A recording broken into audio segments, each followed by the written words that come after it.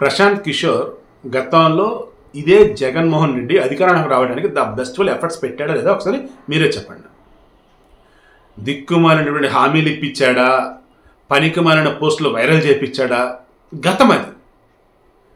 తమిళనాడు ముఖ్యమంత్రి స్టాలిన్ నా మధ్య ఒక మాట చెప్పాడు. ఈయన డిఎంకే పార్టీ, అవతల డిఎంకే పార్టీ వచ్చేసి అపోనెంట్. ఈ అపోనెంట్ ఎమ్మెల్యేల సంవత్సరం ఇంట్లో ఫంక్షన్ ఏదో ఉంటే ఈయన వెళ్ళాడు.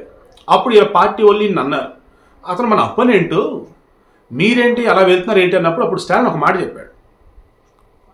గెలవడం కోసం రాజకీయం చేయాలి, చేసాం. గెలిచాక పరిపాలన చేయాలి. ఒక ముఖ్యమంత్రిగా ఓ ఎమ్మెల్యే ఇంట్లో ఫంక్షన్ అన్నప్పుడు వెళ్ళటంలో తప్పే ఉంది, అందుకే వెళ్ళారు. సో వాళ్ళు ప్రజాప్రతినిధులు గౌరవించాలన్నట్టుగా చెప్పుకొచ్చారు. బట్ మన జగన్మోహన్ రెడ్డి గారు ఏం చేశారు? గెలవడం కోసం రాజకీయం చేశారు. గెలిచిన తర్వాత రాజకీయాన్ని భ్రష్టు పట్టించారు.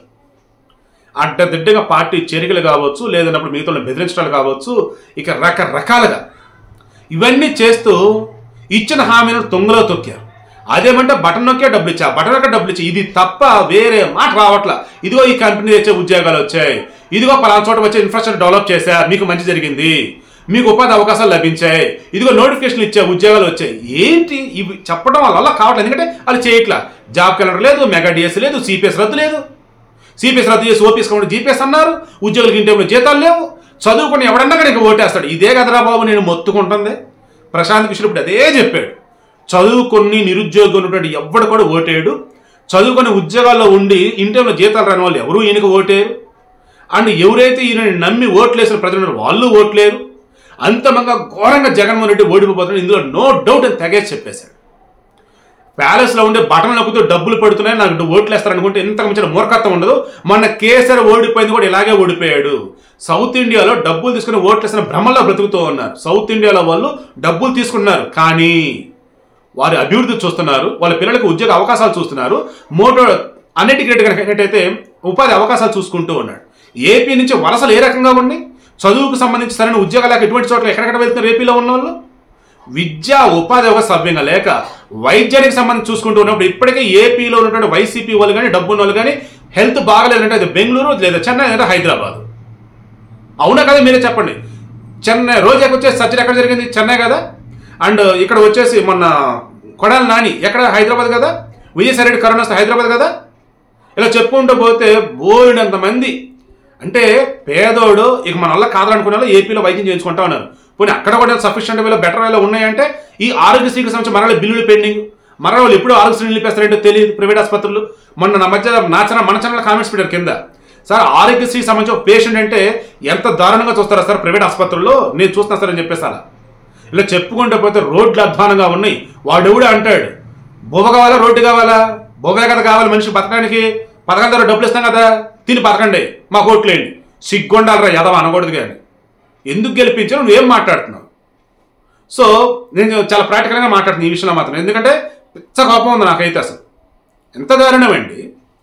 అయ్యా రోడ్లేంటి అయ్యా అంటే రోడ్లేంట్రా, తినడానికి తిండి చాలు మీకు, వెళ్ళి తినండి. ఏంటి బానిసలా? నువ్వు నీ జేబులో సొమ్మా? ప్రశాంత్ కిషోర్ ఇదే అన్నాడు. నువ్వు జేబులో డబ్బు కాదు, ప్రజల పన్నుల ద్వారా కట్టిన డబ్బు, నువ్వు బయట తెచ్చిన అప్పుల ద్వారా డబ్బు. నువ్వు కొత్తగా ఏం చేసే వాళ్ళకి డెవలప్మెంట్ ఏముంది? అడుగు అడుగున అప్పులేనాయా అండ్ పరిస్థితులు అధ్వానంగా ఉన్నాయి. ఇంకెవరు ఓటేస్తారా నీకు? నువ్వు భ్రమల్లో ఉన్నావు, దారుణంగా ఓడిపోతావు జగన్మోహన్ రెడ్డి చూసుకొని చెప్పేసి నిన్న హైదరాబాద్లో ఒక ప్రెస్ కాన్ఫరెన్స్ కాన్క్లేవ్ రిలేటెడ్ ఏదో జరిగితే అక్కడి నీ వివరాలను కూడా చెప్పుకొచ్చాడు. సో దీన్ని బట్టి మీకు ఏం అర్థమవుతుంది? దారుణంగా వైసీపీ ఓడిపోబోతుంది.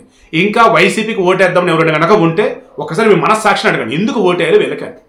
ఇంత అధ్వానమైన పరిపాలన ఎక్కడైనా ఉందో చూడండి. బిడ్డలను చదివించుకొని వాళ్ళకి ఉపాధి అవకాశాలు లేక అల్లాడుతున్న తల్లిదండ్రులు ఎంతమందో, ఊళ్ళలో వచ్చే దౌర్జన్యానికి గురైపోతున్నటువంటి అమాయకులు ఎంతమందో, సరైనటువంటి వేలో రోడ్లు లేక నరకం అనిపిస్తారు రోడ్ల మీద ప్రయాణిస్తూ పడుతూ ఇబ్బందులు ఎంతమందో, కరెంటు ఛార్జీలు ఎన్నిసార్లు పెంచారు, విద్యుత్ ఛార్జీ ఆర్టీసీ బస్ ఛార్జీలు ఎన్నిసార్లు పెంచారు, అడ్డదిడ్డగా పనులు ఎన్నిసార్లు వేశారు, దారుణంగా రిజిస్ట్రేషన్ ఛార్జీలు ఎందుకు పెంచారు, ఇవన్నీ మీరు ఆలోచించుకోండి అయ్యా. ఇవన్నీ కూడా కళ్ళ ముందు కనిపిస్తున్న నిజాలా కాదా? ప్రశాంత్ కిషోర్ సర్వే చేయాలా, నిజాలను మాట్లాడాడు.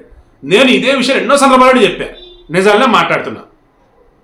సో ఇప్పుడన్నా కానీ కళ్ళు తెరిచి ఉన్న విషయాన్ని ప్రాక్టికల్గా మాట్లాడుకుందాం. జగన్ అద్భుతం చేశాడు అని కూడా అనడం, మీరు ఎవరైనా అంటున్నా నేను ఒప్పుకోను. ఆయన పరిపాలన బాగుందరైతే మాత్రం నేను మాట్లాడుతున్నా. ప్రజావేదిక కూల్చడం మొదలుపెట్టి అయితే కూల్చుతున్నాడు కానీ కొత్త కడతల్లా. ఎక్కడైనా కట్టాడు అంటే ప్రకృతిలో దెబ్బకి అది పడిపోతుంది. ఇంకేదైనా ఉందంటే 1-2 పేరుకి అంతే. ఈయనకి అనకూడదు కానీ చంద్రబాబు నాయుడు సమయంలో గ్రాఫిక్స్ అని హడావుడి చేశాడు. సెక్రటరియట్, అసెంబ్లీ, హైకోర్టు ఇవన్నీ బ్రహ్మాండ రన్ అవుతున్నాయి. వాటిలోని వీళ్ళు కూడా 5 ఏళ్ళుగా పరిపాలన సాగిస్తూ ఉన్నారు. జనాలు ఇప్పటికి కూడా చంద్రబాబు ఏం చేశాడు, అరే మూర్ఖులారా, ఇంకా వైసీపీ ట్రాప్లో పడి రాష్ట్రం నాశనం చేయకండి రా, క్రాస్ చెక్ చేసుకోండి. కళ్ళ ముందు కనిపిస్తుంది నిజాలు కూడా నమ్మకుండా నిజాలు చెప్పిన అలాంటి జర్నలిస్ట్ని ఆ ప్రశాంత్ కిషోర్ నిన్నటిదాకా జగన్మోహన్ పనిచేసి ఈరోజు తన పని అనేది తను చేసుకుంటూ దేశంలో అసలు ఏం జరుగుతుంది అని చెప్పేసి చెప్తున్న మూమెంట్లో ఏపీలో పరిపాలన అయితే అధ్వానం దారుణంగా ఉంది. చదువుకున్నోడు ఎవడు ఓటేడు వైసీపీకి, ఎక్కడన్నా ఓటేస్తే ఊరిలో ఉన్నటువంటి ఎవరో ముస్లిం ముతకా పాపం మేము ఎటు వెళ్ళేది లేదు, టైంకి డబ్బులు వస్తుందని చెప్పేసి అనుకున్న అంటారు. వేస్తే వాళ్ళు ఓటేది తప్ప మిగతా ఎవరు ఓటేరు. దారుణంగా వైసీపీ ఓడిపోబోతుంది. టీడీపీ జనసేన కూటమి భారీ విజయం సాధించబోతుందని ప్రశాంత్ కిషోర్ ఏదైతే చెప్పాడో నెత్తినోరు మొత్తుకొని నేను చెప్పేది కూడా అదే, ఇప్పటికన్నా మారండి అని.